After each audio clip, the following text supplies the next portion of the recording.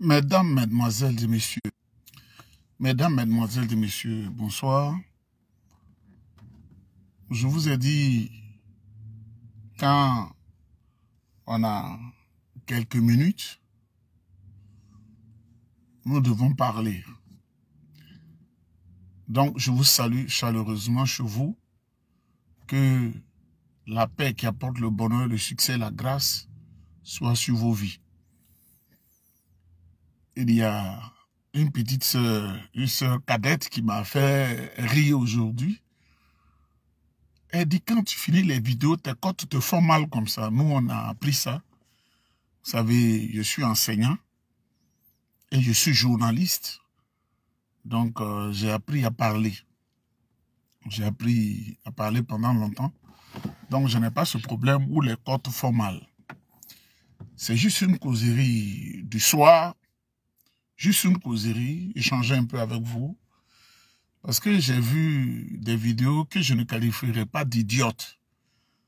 Parce que chacun est libre aujourd'hui avec l'apparition des réseaux sociaux de dire ce qu'il pense en oubliant, en omettant de dire la vérité. Chacun dit ce qu'il veut, mais il oublie de dire la vérité. Nous avons vu les interventions sur Maître Robert Bourgi, de Maître Robert Bourgi, sur France 24 et TV5 Monde. Il a dit beaucoup de choses. Il a parlé du président français Nicolas Sarkozy. Il a parlé de feu le président français Jacques Chirac. Il a parlé du président Laurent Gbagbo du PPACI en Côte d'Ivoire. Il a parlé de beaucoup de choses.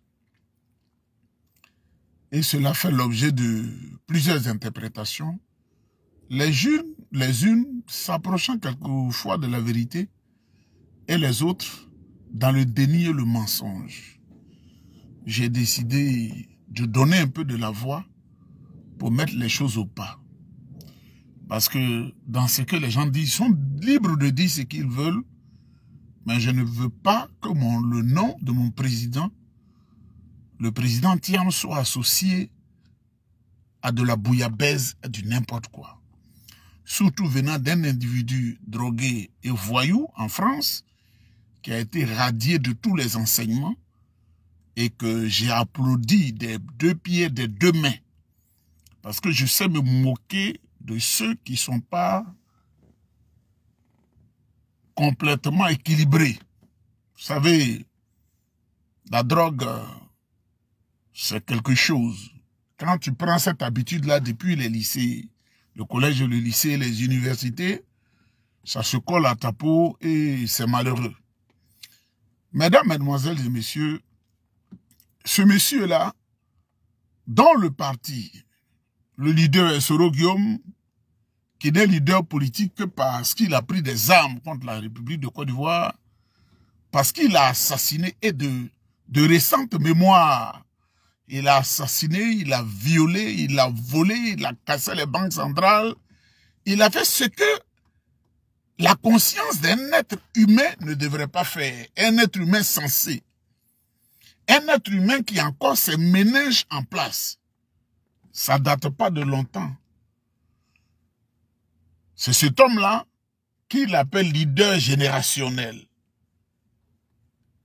C'est cet homme-là qui est son leader. Le violeur est son leader. Le violeur crée de l'émulation en lui.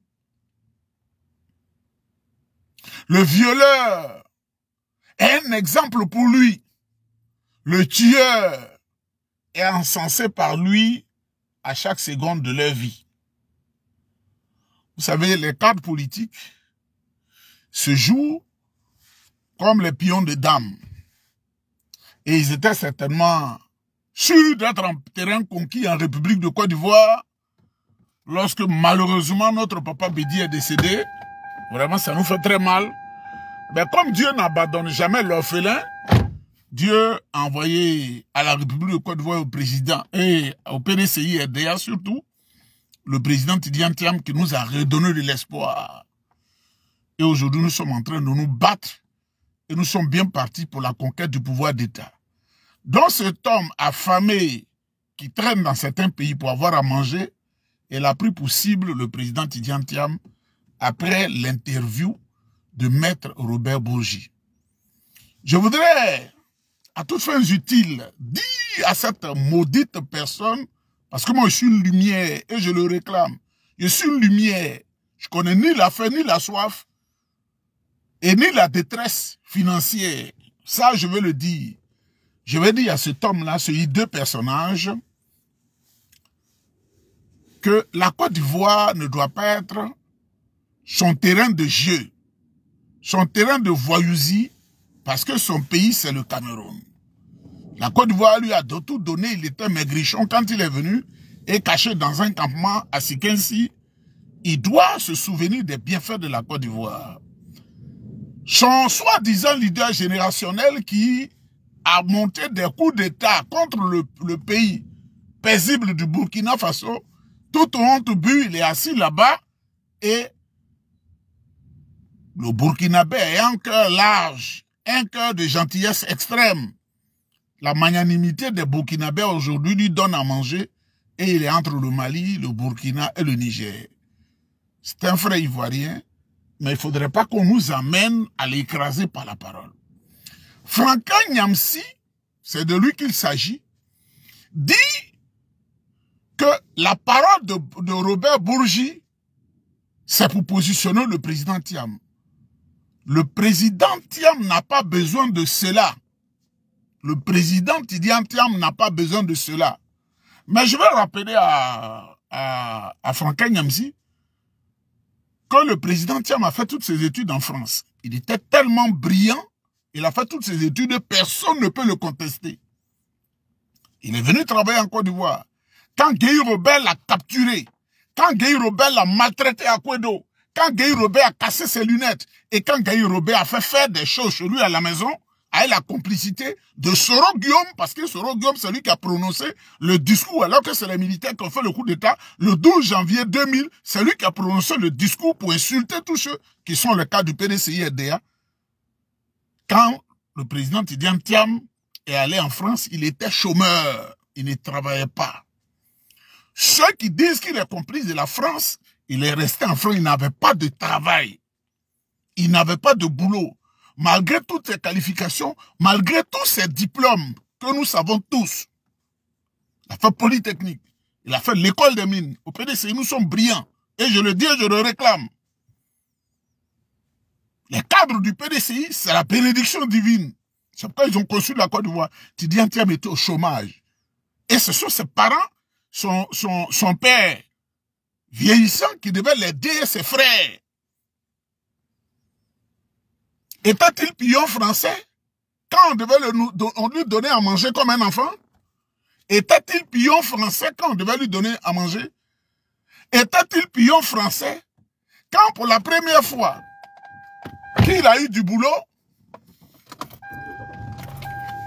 c'est à la City qu'il est allé, c'est-à-dire en Angleterre. À Prudential, les Français n'ont pas voulu lui donner du travail parce qu'il n'était pas leur homme. Les Français n'ont pas voulu lui donner du travail parce qu'il n'était pas leur homme. Je dis bien, les Français n'ont pas voulu lui donner du travail. Quand tu es l'homme, leur homme, il te donne du travail. Je voudrais le rappeler à Franka Nyamsi. Pour que Tidjane Thiam ait à manger. Et nous le savons tous, il allait à Prudential, il gérait les actifs, c'est-à-dire les avoirs, les intérêts des Américains et des Britanniques, pas des intérêts français. Ça, je veux le dire. Était-il l'homme des Français quand il a quitté Prudential et il est allé au Crédit Suisse? Crédit Suisse. On n'a pas dit Crédit Français, parce qu'il y a Crédit Français aussi. Était-il l'homme des Français? Vous savez, comme Soro Guillaume est en perte de vitesse, parce qu'il a toujours une conscience noire, donc il sera toujours en perte de vitesse, parce que les Ivoiriens l'ont maudit. Tous ceux qui vivent sur le territoire ivoirien l'ont maudit, et quel que soit ce qu'il est, et le diable qui l'adore, la malédiction l'atteint, il traîne, on le voit en train de maigrir, comme quelqu'un frappé de sida pendant 20 ans. Et il traîne dans le pays de l'AES, je voudrais dire à Franklin Nyamsi, ce que Robert Bourgi a dit n'engage que Robert Bourgi. Le président Tidiane Thiam est né en 1962, il a aujourd'hui 62 ans. Il est né en 1962, il a 62 ans. Robert Bourgi est porteur de valise de la France-Afrique, ça fait 60 ans. Donc, le président Tidiane Thiam, à 2 ans, au moment où il cherchait à marcher, où sa mère et son père l'encadraient et ses tantes, à Yamoussoukro, il n'était pas l'homme de Jacques Faucard, il n'était pas l'homme de Robert Bourgi, il ne le connaît pas.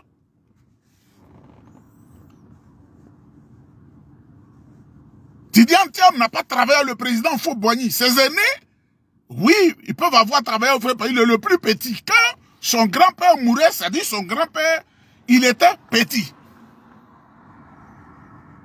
Tu perds de la famille, c'est comme notre grand-père, le vieux, quand il mourait, personne ne peut me dire que moi, j'étais son collaborateur. C'est faux. Je ne le connaissais même pas. Parce qu'on ne pouvait même pas échanger. Par exemple, dans la culture africaine, quand tu vois même ton petit-fils, il a 12 ans ou bien 11 ans, tu le salues, ça va à l'école, mais tu ne peux pas t'asseoir avec lui pour chercher des solutions à des problèmes dans la maison. Et cette génération-là, c'était comme ça, ils étaient. Donc, Tidiane Thiam n'est en rien responsable de la gestion du président Houphouët-Boigny, sous le président Houphouët-Boigny. Dites cela à Franklin Nyamsi. Aujourd'hui, le PPACI est en alliance avec le GPS. Hier, il nous disait que Soro Guillaume, qui est leur filleul, elle les a attaqués. Et ça leur a dit de piller systématiquement, de mettre en coupe régler l'économie ivoirienne par des chats, des raves 4, c'est des choses réelles, de danser à la rue Princesse, ce sont des choses réelles. Franklin Nyamsi, l'objectivité intellectuelle voudrait que tu parles de ces faits-là. Vous êtes en alliance, une alliance contre nature. Parce que je ne crois pas que le PPACI aime réellement Soro Guillaume. Je ne crois pas que le PPACI aime réellement Soro Guillaume. Parce que Soro Guillaume, là, c'est un caillou dans leur cœur.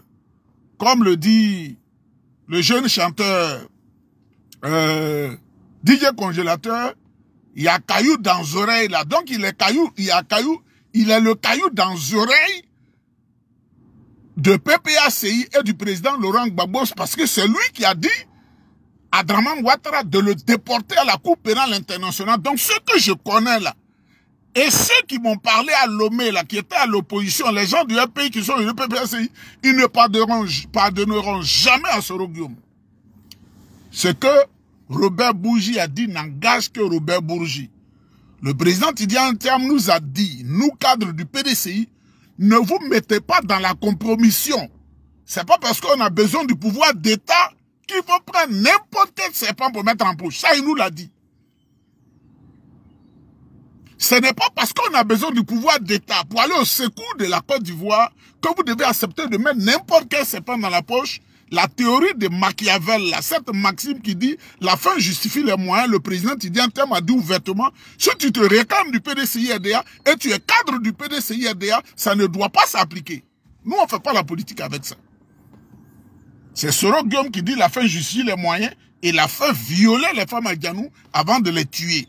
Il a fait tuer les jeunes Tagbana, il a fait tuer les jeunes Sorufo, son propre peuple. Il a implanté, il a envoyé Fof, à Man, à Danane, comment on appelle, à Diokwe, à Giglo, à tous les peuples pour massacrer les parents. Il a pris pour cible tout le peuple Krou de Côte d'Ivoire. Entre Grand Laou et Adebem et Sago, il a 832 morts en une seule journée du fait de Soro Guillaume. Le président Tidiane Thiam n'a rien à voir avec Robert Bourgi. Mais aujourd'hui, les gens sentent en Côte d'Ivoire que le terrain politique est en train de les lâcher et que les Ivoiriens, je voudrais saluer ce bon peuple qui a beaucoup souffert, qui a été trahi par un coup d'État de 1999 et qui est encore en train de souffrir. C'est ceux qui ont fait le coup d'État qui sont responsables de ce qui est arrivé. Mais Franklin Nyamsi, quand on fait un raisonnement intellectuel, un raisonnement dialectique, quand on dit oui, oui, c'est comme ça, comme ça, mais on doit dire non aussi, le oui et le non, pour que les gens comprennent mieux. Mais vous êtes en alliance avec le PPACI.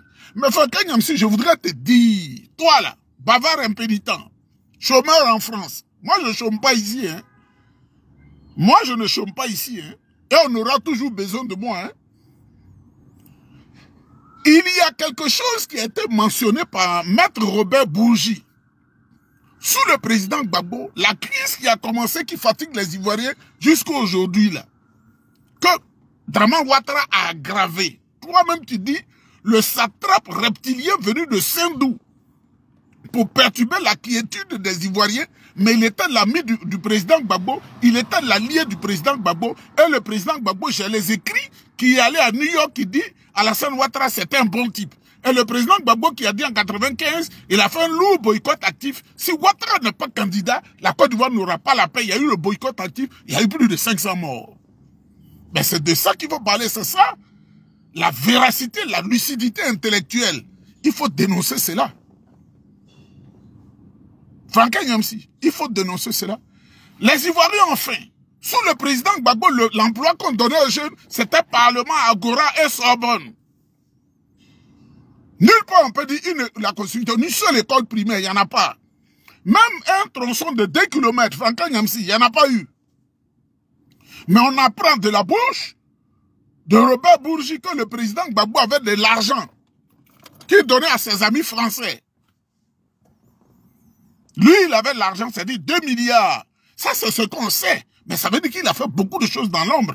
Parce qu'il y avait, il dit qu'il n'aime pas les Français, mais il y avait plein de Français autour de lui. C'est ça qui est la vérité historique. C'est le président Gbagbo qui a donné le port d'Abidjan à Bolloré. C'est lui. J'étais dans les encablures du port. Ce jour-là, je suis allé voir un ouais du nom de Guézian. Je suis un homme de vérité. Quand je dis un nom, Guézian. Je suis allé voir Guézian à son bureau, dans l'ancienne direction générale du port. Et il y avait la manifestation. Le président Gbagbo a dit, maintenant on partage avec on donne une moitié aux Français, nous on prend une moitié. Donc, Franck Nyamsi, c'est ça le raisonnement-là qu'on voudrait que tu tiennes. Est-ce que le président Laurent Gbagbo n'a pas été soutenu par la France pour venir déranger au Fouet-Boigny, insulter copieusement au Fouet-Boigny? C'est de ça qu'il s'agit. C'est de ça qu'il s'agit. Quand il y a eu certaines situations où il y a eu, comme on appelle, des Français qui étaient retenus captifs dans le monde, dans le Moyen-Orient, le président Gbagbo n'a-t-il pas pris l'appareil présidentiel de Côte d'Ivoire sans autorisation de l'Assemblée nationale pour aller libérer les gens dedans? Didier Julia. Le monsieur s'appelait Didier Julia. J'ai appris qu'il est le frère cadet de la maman de Michel Gbagbo. Voilà comment le pays avait été géré. Le pays des maîtresses et des RAV4. C'est de ça qu'il s'agit. Moi, je ne peux pas insulter quelqu'un, mais je te rappelle ce que tu es, ce que tu as fait. Les Ivoiriens avaient fait. Les Ivoiriens avaient fait. Et on prend des millions, on donne à Robert Bourgi, va donner cet argent-là à Jacques Chirac. Et comme il a dit, il mangeait dans de bons restaurants, Gbagbo est dans sa douche, et on lui donne le téléphone, il dit, bon, moi je vais te donner l'équivalent de 2 milliards à 3 milliards de francs CFA. Franck Nyamsi. Même si vous êtes aujourd'hui en alliance, c'est de ça qu'il faut parler. Et laisse le président Tidiane Thiam en paix, parce que le président Tidiane Thiam n'a jamais donné l'équivalent de 1000 francs CFA à qui que ce soit. C'est de ça qu'il s'agit. Mesdames, mesdemoiselles et messieurs, je crois que c'est le bavardage d'un soir, je chicote personne. Mais même si au PDCI, tu déconnes, je te chicote. Et vous-même, vous suivez mes interventions. Tu es au PDCI, tu vas comme ça, tu vas, je te chicote. Tu es un pays, je te chicote. Tu es parce qu'on veut que tout soit bon. Il y a une personne hideuse. Peut-être que mon français peut-être n'est pas équilibré, donc les gens ne comprennent pas. Ou bien c'est eux qui ne sont pas suffisamment allés à l'école qui ne comprennent pas. Ou bien c'est parce que j'articule mal qui ne comprennent pas. Parce que tu peux bien parler le français, mais ta diction, la diction peut être mauvaise. Donc les gens ne comprennent pas peut-être. Mais je ne parle pas quand même comme nos parents, ouais. Je ne dis pas 1000 francs, je dis pas 1000 francs. De moi, je demande vu comme les Yacouba. C'est pas comme ça que je parle. Parce que je parle plusieurs langues, donc quand même j'ai une diction bien faite. j'ai fait une déclaration. Écoutez cela et retenez cela. J'ai dit quand je suis venu de France, le pays de Macron, c'est ce qu'on appelle France. J'ai fait l'école à Lyon, à l'université de Lyon 2, avec plusieurs nationalités. Moi, je sais me faire des amis. Des Gabonais, des Centrafricains, des Tchadiens, des Sénégalais. Tout le monde, on a commencé à Abidjan. Et puis, nous qui avons eu la chance d'aller là-bas, on était amis. Donc, quand je suis arrivé à Abidjan, Galère n'était pas Galère. Le RPI était au pouvoir, hein. Galère n'était pas Galère. Mon témoin, Galère n'était pas Galère. Galère n'était pas Galère. Je souffrais tellement que j'ai pris la résolution. Je dis, moi, je vais retourner. J'ai quitté le pays. C'est pourquoi vous me voyez, je suis venu là. J'ai dit, mon destin, c'est à l'extérieur. Et les grands voyants m'ont dit, non, Dieu veut te façonner, c'est à l'extérieur que tu dois te faire. Et puis un jour, tu vas revenir. Sinon, tout ce que tu as fait ici va échouer. C'était dans ma tête. Et mon ami qui est au Tchad, qui travaille au cabinet du président Idriss Déby, ils n'ont fait le président Idriss Déby, cet ami-là, je l'ai appelé ce soir, j'ai dit, je vais dire ton nom. Il a dit, non, non, non, non. Il travaille encore au cabinet, parce que c'est la même famille qui est encore là-bas. Il a dit, non, non, non, il pas, pardon, il faut me laisser un peu comme ça. Il m'a envoyé une documentation par fax. Une documentation. Et il m'a dit, voilà ce qui va se passer en Côte d'Ivoire.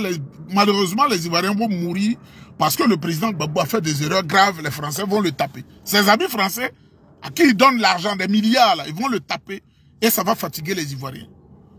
Moi, j'avais l'information. Moi, j'avais l'information. Moi, j'avais l'information.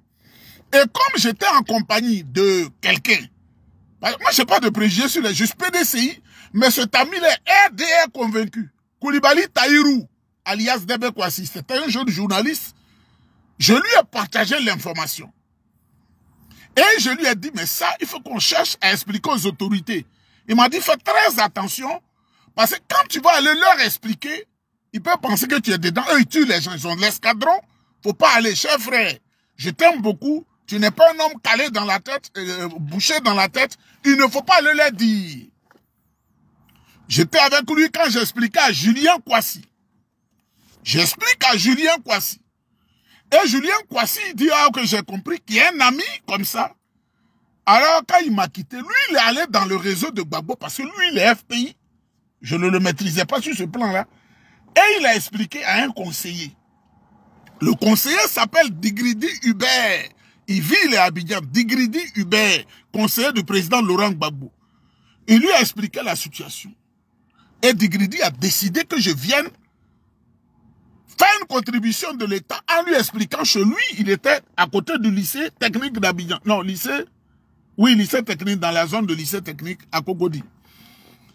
Quand je lui ai expliqué, il est entré dans sa chambre, il a expliqué l'information au président Laurent Gbagbo. Le président Laurent Gbagbo dit, à l'instant où tu me parles, le monsieur qui t'a parlé, qui t'a donné l'information, il faut venir avec lui. Il a dit, on s'en va chez le président. J'explique parce qu'il y a des gens qui appellent, qui interprètent mal. J'ai dit, je ne vais pas. Parce que mon ami m'a dit, où cette affaire-là s'en va, tu vas défendre Gbagbo, ils vont te tuer après. Il dit, lui, il est RDR. Il m'a dit, Nyeba, toi, tu es PDCI. Si tu te mets dans ça, tu vas au secours de la République d'un ami, Julien Kwasi. Ensuite, tu es devenu une affaire du conseiller. Affaire, tu es devenu une affaire de Gbagbo. Tu risques de mourir dans cette affaire.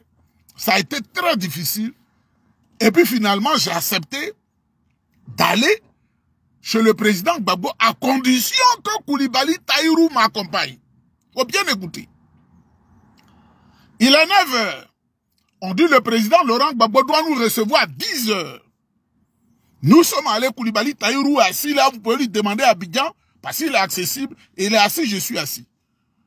10 h, 11 h, 12 h, 13 h, 14 h, sans manger, sans boire, 15 h, 16 h, 17 h, c'était ça le RPI. On dit le président Gbagbo nous reçoit, il nous a reçus. Son conseiller a voulu lui expliquer, mais ce Digridi, il a dit non.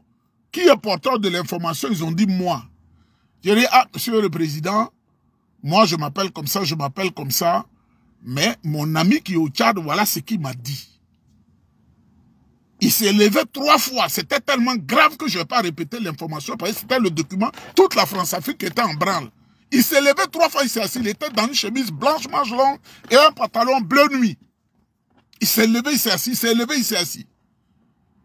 Il a dit, Nyeba, tu es Kroumen ou tu es Dida? J'ai dit, je suis Dida. Tu es Dida d'où? Je dis, je suis Yokoboué, de Yokoboué. Mais je vous apprends que Enyi Lévry Daniel, qui est le petit frère du grand-papa Loboué, c'est lui qui a pris des jeunes pour les amener au séminaire Dominique Saint-Savio de Gagnoa. Et Gbagbo faisait partie de ces jeunes-là. Et moi qui suis plus jeune, je n'ai pas connu cette période parce que je n'étais pas à Yokoboué. Et puis, je n'étais pas encore né d'ailleurs. Parce qu'il ne faut pas dire que je n'étais pas à Yokoboué. Je n'étais pas né. Il a répété, certainement pour voir si ce que je dis est vrai. Est-ce que tu connais Lévry Enyi Daniel? J'ai dit, mais c'est le petit frère de grand-papa. Il est monseigneur. Il dit, dis-moi quelque chose de plus. J'ai dit, bon, il a été à Dominique Saint-Savio de Gagnoa. Il dit, oui. Et il a le titre de monseigneur. Il a été recteur du grand séminaire d'Anyama. Il était très content. Il dit, ah, c'est la famille alors. Quoi.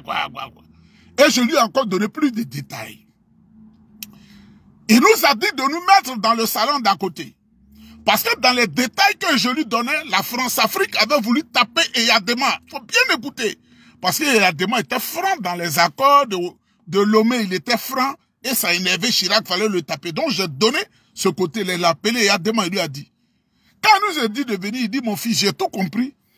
Mais tu vas aller à Lomé avec Digridi pour expliquer à Eyadema. Mon ami m'a regardé, m'a fait signe, il ne faut pas accepter. Parce que d'un ami, un conseiller, un président, et on va aller à Lomé, ce qui va m'arriver, on ne sait pas. J'explique pour que les gens comprennent. J'ai refusé. Je dis, monsieur le président, ce que je pouvais faire, c'est ce que j'ai fait.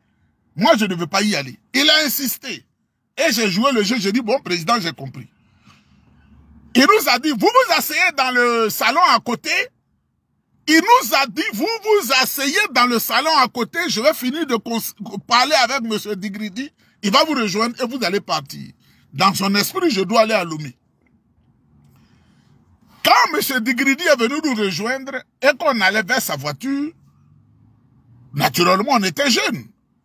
Il dit, mais le président Gbagbo était très méchant avec vous. Hein? Même 1000 francs, même, il ne vous a pas donné. M. Digridi Hubert, et vous demandez à Koulibaly Taïrou. Il dit, il était très méchant avec vous. Des jeunes qui viennent sauver la nation, même 1000 francs, même, il ne vous donne pas. Il nous a mis dans sa voiture jusqu'à, comment on appelle, à Makori résidentiel. Il est sorti, il a vu une fille, ils ont parlé. Quand il est venu, mon ami m'avait déjà mis des choses dans la tête. On dit non, nous, on ne va pas à Lomé, ça ne nous intéresse pas.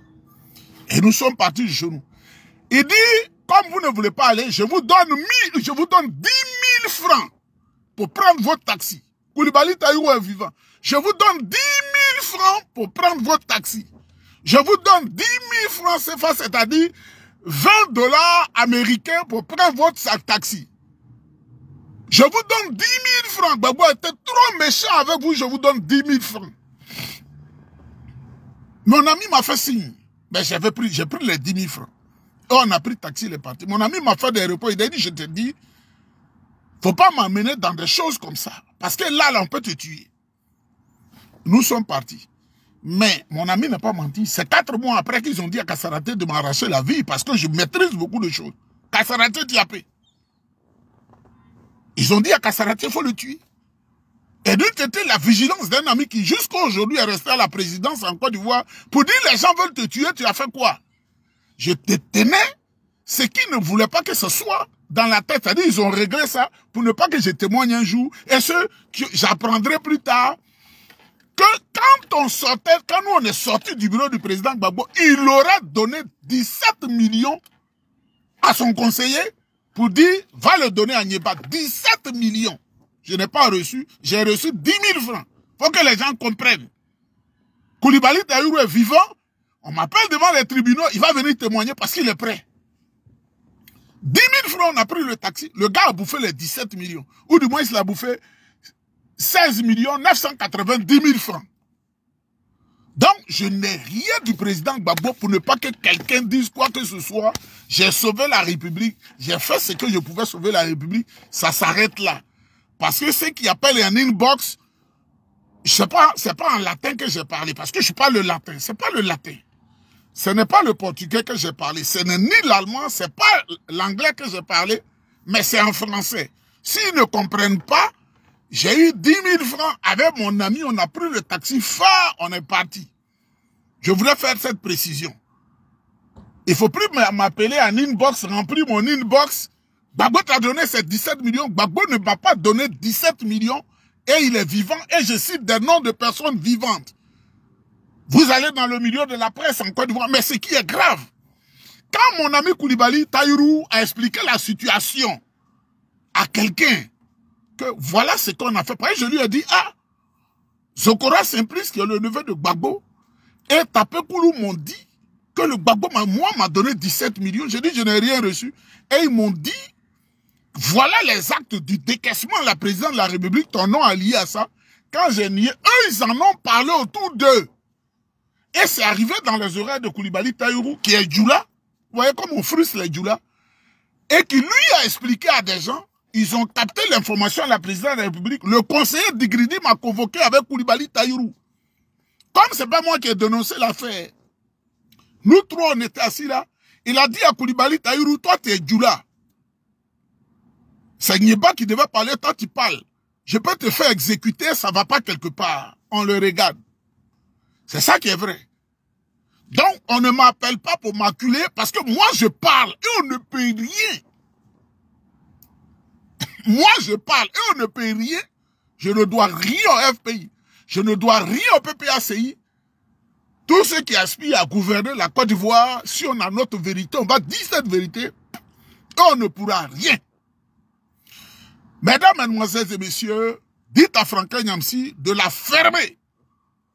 Dites à Franklin Nyamsi de la fermer et de boire les litres de sang qui les font maigrir. Parce que quand ils sont là, quand vous les voyez, vous savez qu'ils portent des maladies qu'ils cachent. Franklin Nyamsi maigrit de jour en jour. Il maigrit de jour en jour. Un homme doit être... Il doit présenter, quand on te voit, on sait que tu es un homme. Mais il devient fou. Parce que tout ce qu'ils ont fait là, avec son leader soi-disant générationnel. Mesdames, Mesdemoiselles et Messieurs, je suis venu m'entretenir avec un ami, un diplomate de passage ici, un diplomate d'un pays de l'Afrique centrale, sur un sujet. Donc, il s'impatiente. Il est arrêté devant la voiture, le voici là-bas. Il est arrêté à sa voiture, il me regarde. C'est que je fais la vidéo, mais je ne veux pas le fâcher parce qu'un diplomate, quand même, je n'ai pas son statut social. Je n'ai pas son statut social. On doit parler d'un truc vraiment important. Un diplomate de la République démocratique du Congo, certainement qui est venu me féliciter parce que dans le dossier du génocide de l'Est, humblement, je me suis mis dedans avec leurs compatriotes pour chercher des voix qui ont eu un bon écho auprès du Parlement à Ottawa. Il faut contribuer. Il faut contribuer à la paix en Afrique. Il faut contribuer. Comme ça, le jour où on quitte la terre des hommes, tu es fier, tu dis, j'ai contribué à aider des gens, des Africains, à aider d'autres peuples pour qu'il y ait la paix dans le monde. Parce que c'est ce que nous, il faut nous enseigner. Je voudrais vous dire, avec tout ce que je viens de dire, il faut t'apprêter à te mettre sur les listes électorales pour voter le PDCI-RDA. Il n'y a pas de vengeance au PDCI-RDA. Il n'y a pas de méchanceté au PDCI-RDA. Le PDCI-RDA, c'est un parti national. Pour que nous remettions en confiance nos parents qui, à un moment donné, s'étaient sentis blessés ou frustrés, on les remette ensemble. La violence n'a pas sa place en Côte d'Ivoire. Tant qu'on n'a pas compris ça, la violence n'a pas sa place en Côte d'Ivoire. Quand vous voyez un homme en République de Côte d'Ivoire aujourd'hui, il ne faut pas le juger par son nom. Bonsoir, Boaz Timité. Il ne faut pas le juger par son nom. Parce que moi, je vous ai toujours dit, et c'est ce que je vais dire, ça va énerver les gens. J'avais 16 ans. 16 ans là, c'est 1 et puis il y a 6 derrière là. 16 ans quand mon père est décédé. Il y a eu des situations qui sont passées. Vous savez, chez nous, eux, c'est l'héritage qui les intéresse. Hein? L'héritage. Et j'ai été secouru. J'ai été aidé par les gens du Nord, les Sonoufos. Et je le dirai tout le temps. C'est eux qui savaient que je devais m'habiller, tu vois, Kassoum Koulibaly, et puis le ministre Bala qui m'a beaucoup aidé. Donc, un homme peut être Dida, mais son éducation peut être Sénoufo. Un homme peut être bêté, une femme peut être bêtée, mais son éducation c'est Djoula. Ne nous entretuons pas. Le père d'Aloa que vous voyez là, le père d'Aloa, vous dites, c'est un Djoula, c'est un Djoula, c'est un Djoula. Mais il a le sang guéri, sa maman est guérie et le papa de sa maman est bêté. Vous voyez comment on est mélangé? Vous voyez comment on est mélangé? Vous voyez comment on est mélangé, comment on est mélangé? Les Burkinabés sont venus faire beaucoup d'enfants avec nos sœurs. Les Mali ont fait beaucoup d'enfants avec nos sœurs. Les Nigériens ont fait beaucoup d'enfants avec nos sœurs. C'est pourquoi quand j'entends que le président Alassane Ouattara chasse les Burkinabés, il fait du mal aux Burkinabés, il fait du mal aux Nigériens. Moi, je ne suis pas dans l'ethnicisme. Telle religion est supérieure, je ne suis pas dans ça. Telle région est supérieure, telle ethnie, je m'en fous de ça. Parce que moi-même, je suis des chrétiens. J'ai été musulman pendant 5 ans. Je ne vois pas la différence. Parce que quand tu n'es pas allé dedans, tu ne vois pas. Moi, je ne vois pas la différence, je vous le dis. J'ai fait le bouddhisme. J'ai fait le taoïsme. J'ai fait l'hindouisme. Ça, il faut que je vous dise. J'ai fait le vaudou, purement vaudou. Et aujourd'hui, je fais le judaïsme. Il faut que je vous dise ça. En sorte que quand les gens prient pour moi, tout le monde prie pour moi. Je vous le dis. Je cherche.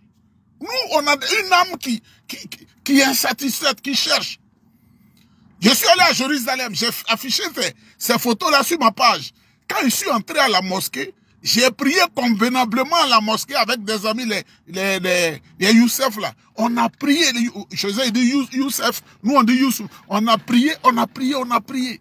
Quand je suis allé au mur des lamentations, j'ai prié convenablement. Quand je suis arrivé chez les chrétiens, sur la tombe de Jésus, j'ai prié. Le jour où j'arrive chez Dieu, même, ça dit que lui-même, il va me prendre, il n'a même pas le temps de dire, je ne veux pas. S'il me dit, il faut réciter la Shahada, je vais réciter la Shahada. S'il me dit, il faut confesser, comment on appelle, le Notre Père, je vais réciter. S'il me dit de confesser, comment on appelle, la foi chrétienne juive, je vais la réciter. Je peux le faire même devant vous, je suis assis. S'il me dit, ah, moi, pour entrer ici, là, il faut être bouddhiste. Je vais réciter la Nikiron Shoshu. S'il dit, il faut faire l'hindouisme. Je vais réciter les actes hindouistes. Je vais réciter. Donc, on prépare le paradis. Il faut qu'il y ait la paix. Et dites aux hommes, comme Franck Nyamsi, un affamé, de m'appeler, je vais lui donner des miettes. Parce qu'il ne travaille plus. Il de m'appeler, hein. Ils l'ont chassé de l'enseignement universitaire, là. Il ne mange plus. Il a des problèmes. Il faut qu'il m'appelle. Moi, je vais l'aider. Nous sommes des frères. Mesdames, mesdemoiselles et messieurs, le président Alassane Ouattara, là, GPS le guette. GPS le guette. Ils ne sont pas bons, ils ne respectent pas les vieux. GPS le guette. Le président Alassane Ouattara, là, PPACI le guette. Ils ne sont pas bons. C'est un vieux qui a fait pour la Côte d'Ivoire ce que Dieu lui a inspiré. Il a vieilli, il peut s'être trompé, et les gens peuvent l'avoir trompé. Mais aujourd'hui, ce qu'on demande là, il se retire calmement.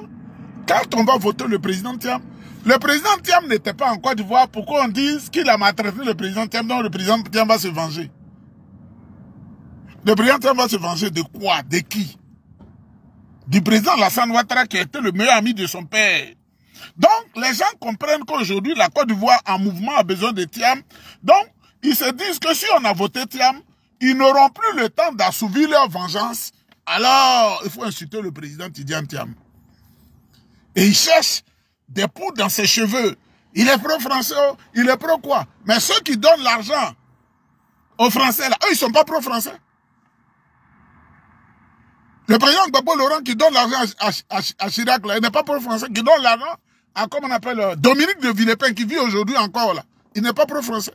Au Lionel Jospin, lui, il n'est pas pro-français. Ne mentons pas au peuple.